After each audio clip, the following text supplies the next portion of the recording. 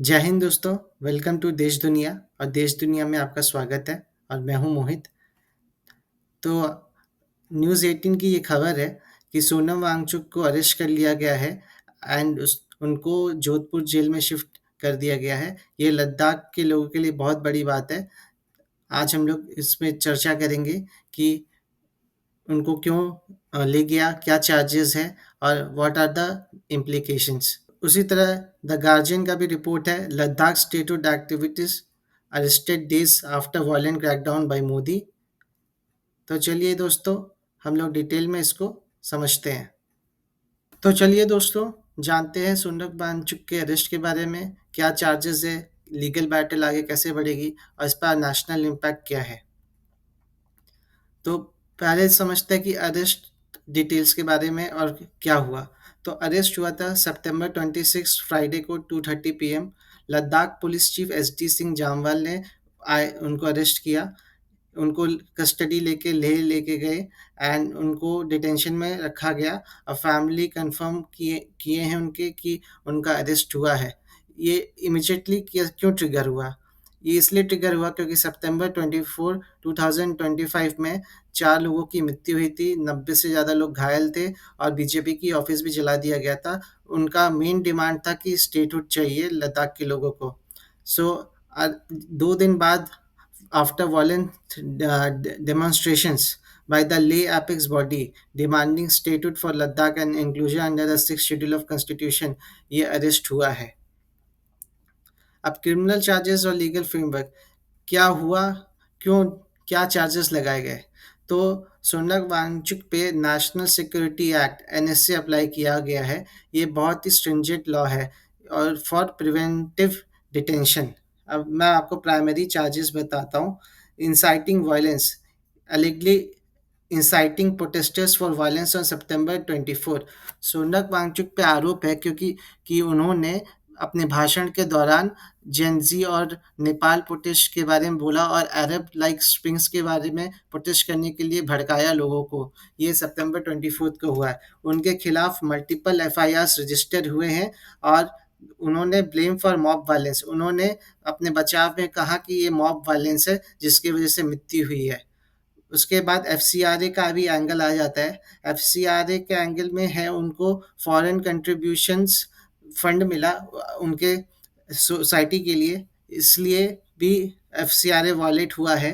And section 17 and 18 FCRA का wallet हुआ है। फाइनेंशियल रिपोर्टिंग डिस्क्रिपेंसीज बताया गया है। अब लीगल इम्प्लीकेशन समझते हैं। एनएसए अलाउ करता है किसी को भी 12 मंथ ट्रायल के लिए। CBI is also conducting preliminary inquiry for 2+ months.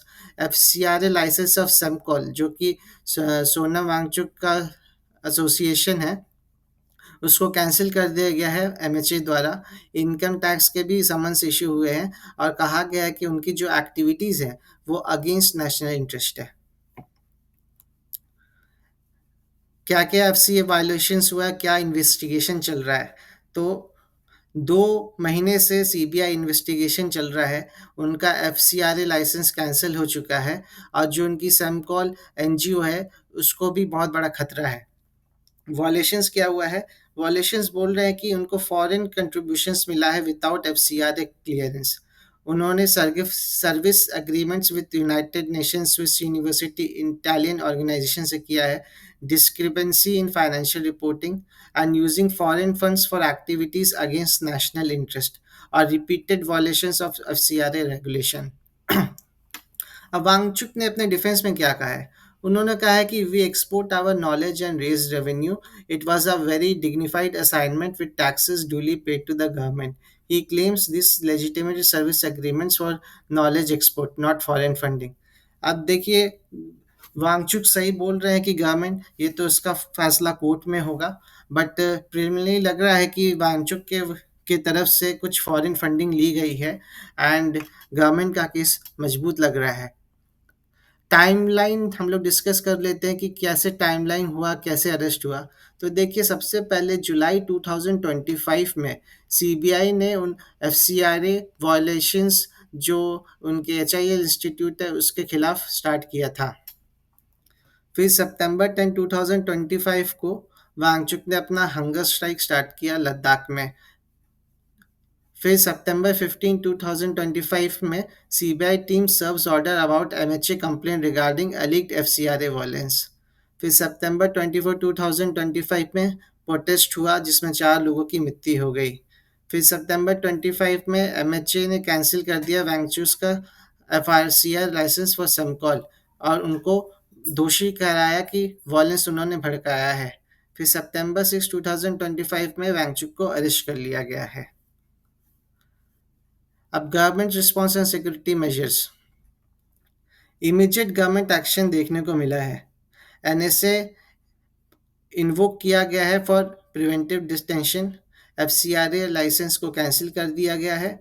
Multiple agencies activate हो चुकी है और सीबीआई इन्वेस्टिगेशन को और फास्ट कर दिया गया है। इंटरनेट को भी ले में काट दिया गया है और there is complete blackout in communication. अब ऑफिशियल जस्टिफिकेशन गवर्नमेंट क्या दे रही है कि इससे फर्दर वायलेंस एंड अनरेस्ट को प्रिवेंट किया जाएगा। नेशनल सिक्योरिटी कंसर्न्स भी है क्योंकि लद्दाख पाकिस्तान और चाइना से दोनों से बॉर्डर शेयर करता है। फॉरेन फंडिंग इरेगुलरिटीज़ को भी देखना है, जांच पड़ताल करनी है। लॉ एंड ऑर्डर को भी मेंटेन करना है क्योंकि सेंसिटिव बॉर्डर रीजन है और एंटी नेशनल एक्टिविटीज़ को इस एरिया में फैलने नहीं देना, उसको रोकना है। Activities using foreign funds deemed against national interest, ये एमएचए का स्टेटमेंट है। अब इसका इम्पैक्ट क्या होगा political and social. Political impact होगा कि opposition outreach over government handling of Ladakh issue. Congress party बोल रही है कि गवर्नमेंट ठीक से हैंडल नहीं कर रही है वहाँ के इश्यूज को। एजुकेशन सेक्टर में इम्पैक्ट होगा कि सेमकोस का फ्यूचर अनसर्टन है क्योंकि एफसीए फंडिंग को रोक दिया गया है और चार्जेस लगा दिए गए हैं। इंटरनेशनल अटेंशन भी है क्योंकि सोनम वांगचुक सोशली बहुत पॉपुलर है तो इसलिए उनको ग्लोबल मीडिया कवरेज मिल रहा है। वो एक एक्टिविस्ट भी है, वो उन्होंने चाइना के खिलाफ भी काफ़ी कुछ बोला है।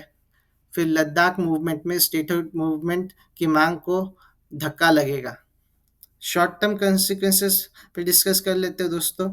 शॉर्ट टर्म कॉन्सिक्वेंसेस ये है कि स्टेटेड मूवमेंट में कि जो लीडरशिप थे वो तो सोनम वांगचुक फेस थे, अब उनके बिना कैसे क्या होगा। फिर सेमकोल ऑपरेशंस का क्या होगा। इंटरनेशनल क्रिटिसिज्म भी हो रहा है गवर्नमेंट ऑफ इंडिया का एंड ऑपोजिशन खासकर कांग्रेस पॉलिटिकली मोबिलाइज कर रहे हैं।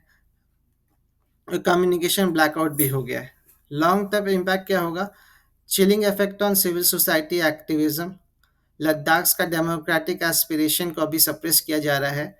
एजुकेशनल इनोवेशन प्रोजेक्ट्स भी रिस्क पे हैं। क्लाइमेट एक्टिविज्म भी पोटेंशियली क्रिमिनलाइज हो चुका है और constitutional rights versus national security का डिबेट है। तो कौन सही है कौन गलत है इसका फैसला मैं आप पे छोड़ता हूँ। आप ही बताइए, कमेंट करिए कि आपको क्या सही लगता है। इसी के साथ वीडियो को यहीं पे ख़त्म करते हैं। जय हिंद।